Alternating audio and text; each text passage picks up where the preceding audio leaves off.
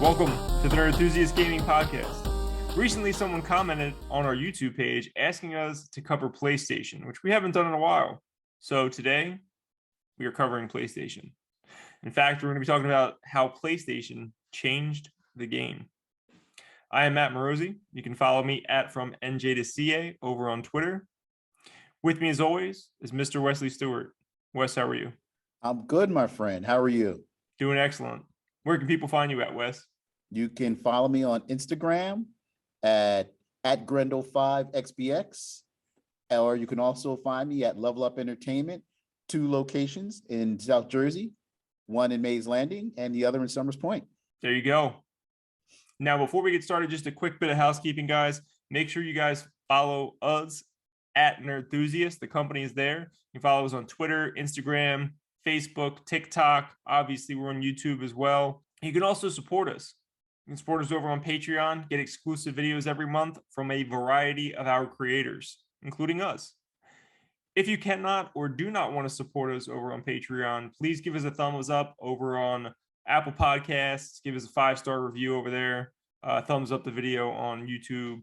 And Spotify just started doing 5-star reviews as well. So if you like the show and you want to support us, please give us those 5-star reviews and a thumbs up over on Twitter. We would appreciate it.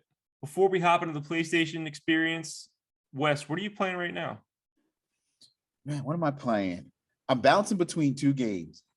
I'm bouncing between A Plague's Tale. Nice. I heard that was very good. In fact, I bought it. I just haven't played it yet. It's really good with the rats. It's really good. May I ask which console? Xbox. Nice. That's what I got it for too. Because it's on Game Pass. Oh, yeah, it is on Game Pass. It is on Game Pass. So I downloaded it and I was like, the trailer looked kind of cool. And I started playing it. That game is really good. So I'm playing that. Looks like I'm just at the end because it's like all of a sudden the difficulty got cranked all the way up. And I'm playing Halo. So I'll spend some time on A Plague's Tale, play that for like an hour. Then I'll jump on Halo, play that for a couple hours. How are you liking Halo? Halo is back, man. Are you playing multiplayer and campaign? Just campaign? Right now, just campaign. I just want to enjoy the story. How far would you say you are into it? About 6 or 7 hours, maybe 10. About 10 hours. 10 hours? Okay. About 10 hours. That's probably pretty far into the campaign for the most part, I'd imagine. I can't imagine it being more than 20 hours, right? You're probably at least halfway through. I don't know. It seems like it's like super long, man. But Master Chief is back. I'm happy about that. I got it downloaded and ready to go. I just need God or someone to give me some time in my life, man. Jesus, it's taken me forever to do anything with video games recently. Well, what are you playing? Well, before I do that, let me give a quick shout out to Bernardo for supporting us over on Patreon. Thank you for your support, Bernardo. That's one of the perks you guys can get over there too. Don't want to forget to do that this month. So thank you, Bernardo. Thank you, Bernardo. I am still playing Metroid Dread. I've been playing Metroid Dread. I didn't play it like the week it came out because I was busy then. Eventually, I picked it up at some point, and I was trucking. I was going right through that game, man. Running through it. Not running through it. I explore a lot, so I was doing quite a bit of exploration, finding everything in the game, new abilities and things like that. But I hit a standstill. I got really busy around, Christmas happened, and I got super busy for the past few weeks. And I went back and tried to beat it this past weekend. I had a little bit of time, Sunday, and there was a lot of noise in my house, and I could not concentrate at all. That final boss is friggin' brutal, man. Freaking brutal. There's a few bosses that are really brutal, but it's extremely rewarding when you beat one of the harder ones. It's like, oh my God, you suck. I killed you finally after like 30 minutes, and I replayed this boss like 25 times. But I love the game. It's great. If you guys like, Metroid style games, it's Metroid. That's what it is. Would you classify it as one of your top Metroid games? Oh yeah. Okay. Yeah, this is It's right up there with Super Metroid, honestly. Okay. It's fantastic. Absolutely fantastic. So if you're a Metroid fan, you should have already played it. And if you've never played Metroid, probably shouldn't start here because it's a continuation of the story, but I would definitely recommend it to everybody. Cool. Let's get into some PlayStation stuff for you guys. I know you've been waiting a while for us to discuss this. Prior to PlayStation coming out, playing video games was a very nerdy, niche kind of thing. Nerd! Nerd! That really wasn't accepted in mainstream society. You saw it start to break through a little bit with the Genesis, and that had a lot to do with like them appealing more towards teenagers and older people, probably. What do you remember most that like really like when do you think the corner turned and Sony became like, video games are cool, this is a cool thing to do? Man, that like still pisses me off. Because I was in that little niche group that played video games. I've played video games all my life, Me too, and I enjoyed other things too, but every time I'd rather be in the house playing like my Atari or my ColecoVision or my Nintendo or my Genesis. My friends were like, stop being a nerd and come out and play football. So, it was I was the Nintendo geek, even though I wasn't geeky growing up, that was the term. And then here comes Sony. And all of a sudden, these same people that referred to me as Nintendo geek and ridiculed me for playing video games, now all of a sudden it was cool to play video games. Sony made it acceptable. Sony made it cool for everybody to play games, and that pissed me off. So I had this love-hate relationship with PlayStation.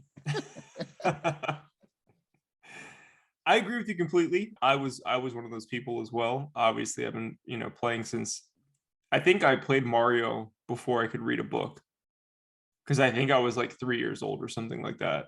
And that was like I played Atari before, then I played like Frogger and stuff like that. I enjoyed it, but nothing captured my attention the way the original Super Mario Brothers did.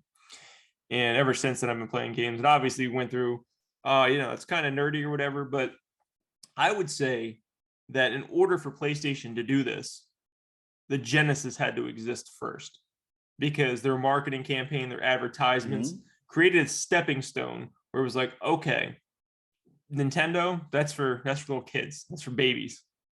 Now you got to step up the Genesis. And then Sony came in and was like, cool, Genesis isn't what it used to be. This is now what Genesis should be today. It's like for older kids. We're not for babies. Even though they had platformers, they had Spyro and they had Crash Bandicoot, but they also had Resident Evil.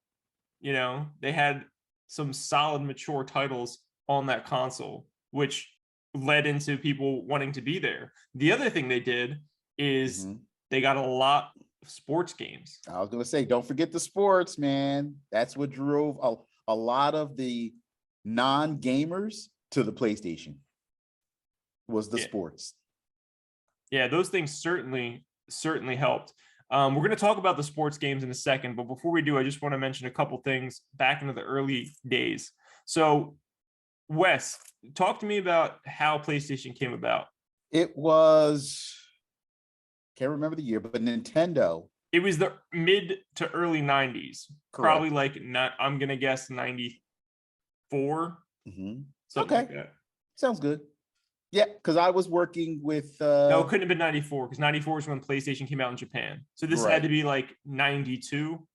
Hey guys, it's Matt. I just wanted to drop a quick correction in here for you. In 1989, that's when Sony and Nintendo began collaborating together to develop a CD-ROM drive for the SNES. This was not known publicly until Sony revealed it at CES in 1991. Because I was working with... No, I haven't started with EB Games yet. We're Electronics Boutique. And the Sega CD was out. And I don't care what anybody says, I enjoy my Sega CD. I still find enjoyment in it. And Nintendo was late to the party. And there was rumors that Nintendo was going to release a CD attachment. So they went to a couple different CD makers. They went to Sony, because Sony was huge in the electronic world to make them a CD player attachment. It was produced. Last minute, Nintendo said, forget it. We're just going to scrap the whole idea and we're just going to make a whole new console. And then here's Sony sitting with this device, this CD player that plays games. The Nintendo PlayStation. The Nintendo PlayStation. And what are we going to do with it? So Sony kicked off, scratched off the Nintendo name, slapped their name on it. We got the birth of the Sony PlayStation. Yes. And the rest is history, man. Now, these things were just prototypes originally. These weren't like mass produced in any way. A few years back, someone actually found one and, through reaching out to other people, determined it was a real prototype. In fact, it's the only one, as far as right now goes, that's known to exist. We talk a lot about collectors and investing and, the value of video games just because it's interesting to us. This item sold in March of 2020 for, let's see, $360,000. It was on March 6, 2020, from the guy who found it, probably at a yard sale or who the hell knows. And, held on to it for a few years. He brought it around to different conventions, showed it off. You could tell he was like hyping it up so he could sell it. $360,000. The only one in existence. Wes, how is that possible? Only one in existence, man. That's crazy. We had a sealed copy of Super Mario 64, the most common N64 game. True. Sell for $1 million. Like a year after that. Mm-hmm. Year and a half, maybe. What that should have easily sold more than 360. It was the only one in existence. It should have been the first thing that sold for over $1 million. Mm-hmm. I don't understand any of this. The market is clearly broken. There's clearly crazy stuff happening behind the scenes. Yep. Where a sealed copy of a game that has the most popular, most common N64 title sells for $1 million. Yep. Yet a very unique, literal, as far as right now goes, one of a kind item, which is tied intrinsically to the history of video games, sells for $360,000. It's baffling. Yep. And disgusting also. But we'll get into collecting and investing later. It's another video.